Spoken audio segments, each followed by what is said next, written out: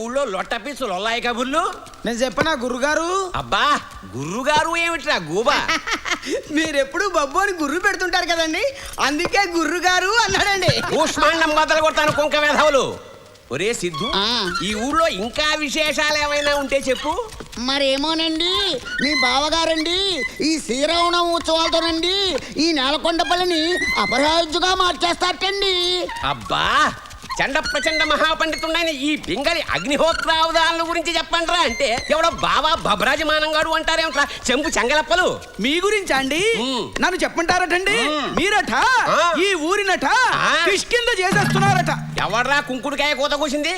పొన్నుకలతో పొడిచానంటే కూష్మాండము. నమస్కారం బావగారు. నమస్కారం. ఉప్పు పప్పు. అబ్బబ్బబ్బబ్బా, ప్రతి మాటలోను ప్రాసే, ప్రతి పలుకులోను పాండిత్యమే.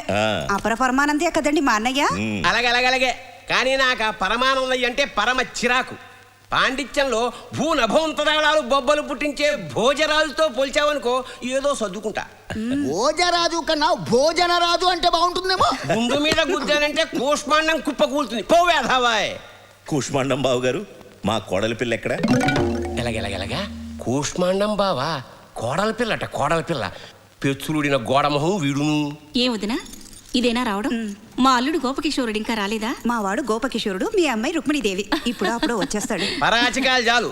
శుభయోగ శుభకరణ ఏమంగుణ విశేష విశిష్టయగు నా కూతుర్ని ఏ తహసీల్దార్కో ఇచ్చి పెళ్లి చేస్తాను. బావగారు మీరు కాస్త. అన్నయ్య గారు, ఆయన బోడి మాటల్ని బోడిన వాళ్ళు కూడా పట్టించుకోరు. మీరు రండి, పలహారం చెద్దురు గాని. రావుదినా రా. వెళ్ళండి.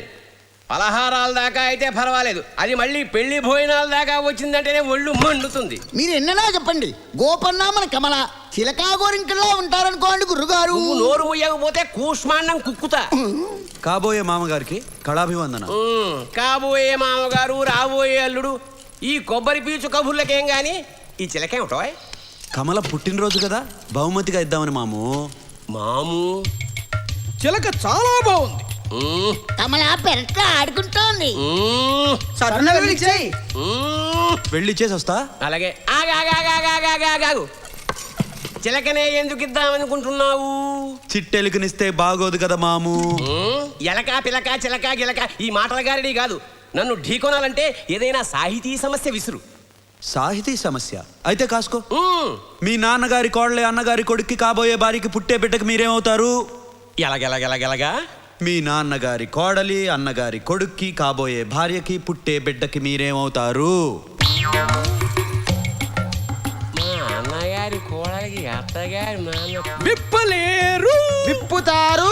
విప్పిది ఆయన గోచినా? ఒకవేళ విప్పితే గోపన్న కమలకి మొగుడవుతాడు.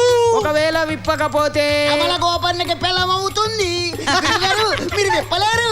నేను విప్పుతాన్రా. ఏంటి? ముడి.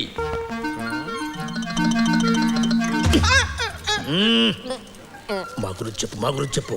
చెప్పుట మరచితిని పింగళి మామగారు, ఈయన మా గురువు గారు. వారి మాటే మాకు వేదం. ఆయన జ్యోతిష శాస్త్రాన్ని తెగ రుబ్బి తెగ తాగినారు. తమ నామధేయము శశభిష శాస్త్రి గారు.